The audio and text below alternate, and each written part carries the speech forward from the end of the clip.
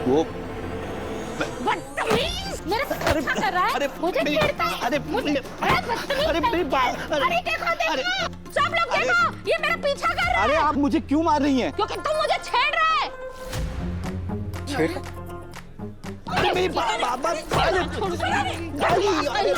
अरे मेरी बात सुनिए, मैं आपको क्यों छेड़ूंगा? जरा गौर से देखिए, मैं कोई लफंगा लग रहा हूँ आपको? अरे मैं आपके यहाँ का पार्षद हूँ, पार्षद। पार्षद जी? अरे हाँ, ये तो अपने पार्षद जी हैं। आप पार्षद हैं? अरे इतनी देर से यही बता रहा हूँ कि मैं पार्षद हूँ, लेकिन आपने तो मेरी पिटाई कर दी। सॉरी सॉरी सॉरी, वो क्या है ना, मैंने आपको पहचाना नहीं। अब आप लोग ऐसे भी खाली वो वोट के टाइम पे आते हैं, उसके बाद साल भर गायब हो जाते हैं, इसीलिए नहीं पहचान पाए। सॉरी यार, वो गलती से मिस्टेक हो गई, सॉरी।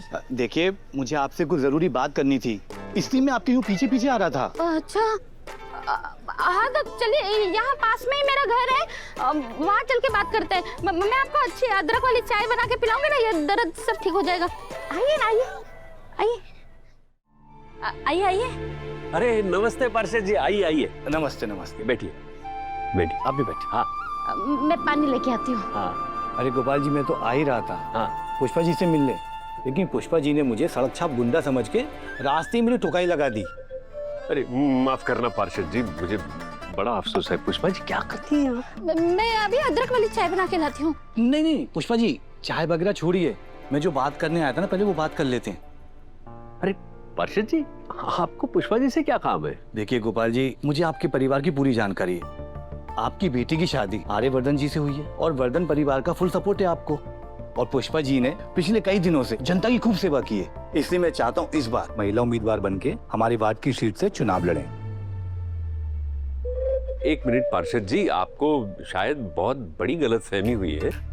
हम लोगों को राजनीति में कोई दिलचस्पी नहीं है, हम बहुत सीधे साधे लोग हैं। बताइए ना पुष्पा जी। अरे शर्मा जी, किसने कहा कि सीधे साधे लोग राजनीति में नहीं जा सकते? अरे पुष्पा जी क्या बात कर रही हैं आप? अरे जब सामने से इतना अच्छा मौका मिल रहा है तो ना क्यों करें? मैं चुनाव लड़ूंगी।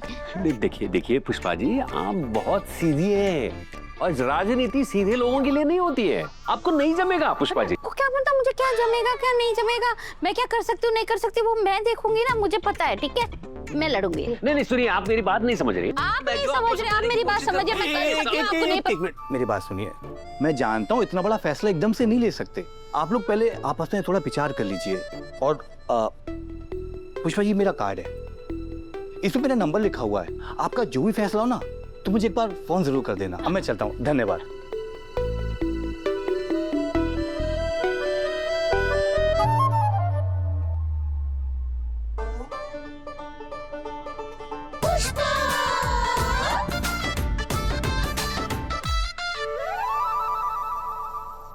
पुष्पा जी, ये राजनीति एक दलदल है, कीचड़ है।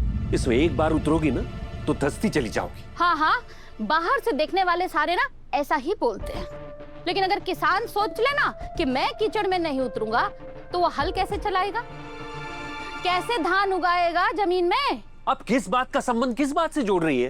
या कीचड़ और किसान कहां से आ गया?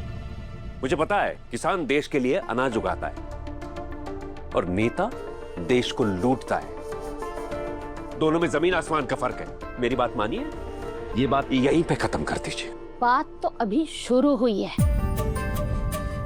माफ करना शर्मा जी, पर मैं आपकी बात नहीं मान सकती हूँ।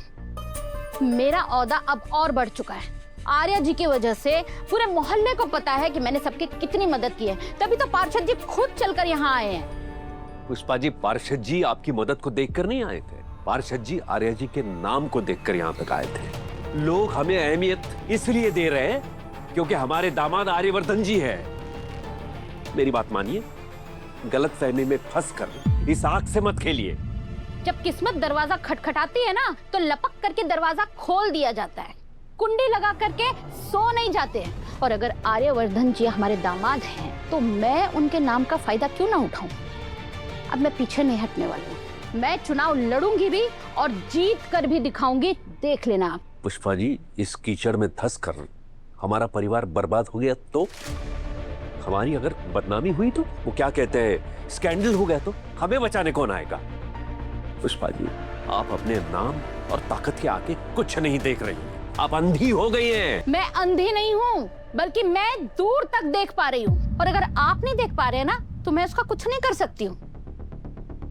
मैं अब पीछे नहीं हटने वाली हूँ। आर्या जी के नाम का कोई नुकसान नहीं होगा, बल्कि उनका औहदा और बढ़ेगा मेरी वजह से। देखना आप। मामी, I just can't believe Meera ने मुझे ही कैसे मना कर दिया। मानसी, मुझे तो रह रह कर डर लग रहा है। अगर ये लड़का सच में गायत्री जी का यश निकला तो हम क्या करेंगे? मामी प्लीज, आई बेग यू, ये सुबह सुबह आप नेगेटिव एनर्जी मत दो यूनिवर्स को, प्लीज मामी। और ये सब बोल के आप मुझे डरा रहे हो अननेसेसरली। मीरा भी मुझे ही एटीट्यूड दिखा रही है, बट टेक माई वर्ड, ये डीएनए टेस्ट का रिपोर्ट नेगेटिव ही होगा। I hope so.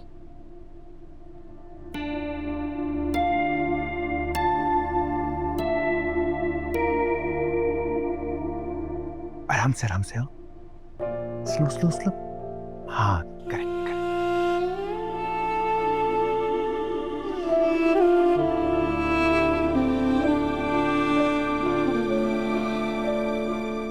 ठीक है बेटा, संभल के। सॉरी।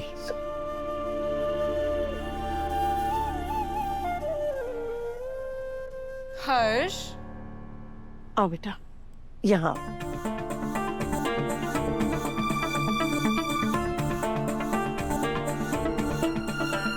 अनु और ब्रोन लोग कहाँ हैं?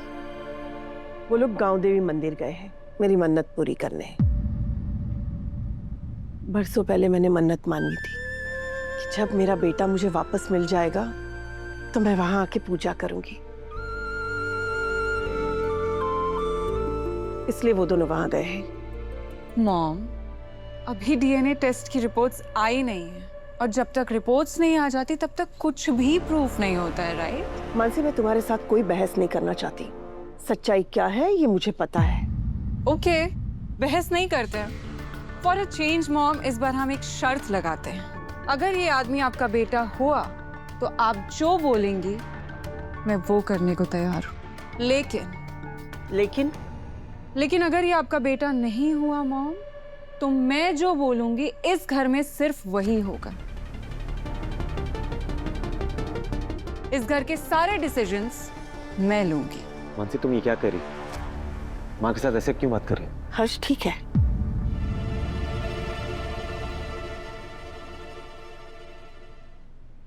मुझे मंजूर है।